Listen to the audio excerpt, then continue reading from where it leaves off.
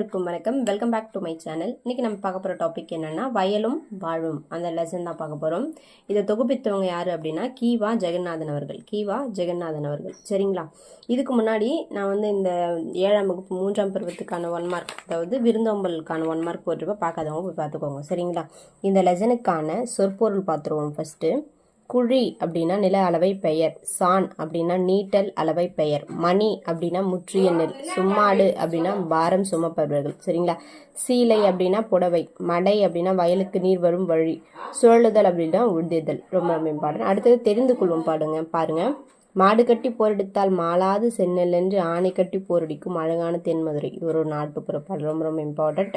ஓகேங்களா? அதுக்கப்புறம் இந்த லெசனுக்கான நூல்வெளி, இது ஒரு வாய்மொழி இலக்கியம் அப்படின்னு சொல்லுவாங்க. சரி, இந்த வயலும் வாழ்வும் வாயால் பாடுறது தான். வேலை செய்கிறவங்க வாயால் அந்த அசப்பு தெரியாமல் இருக்குது பாடுறாங்க பார்த்தீங்களா, அது சொல்லுவாங்க.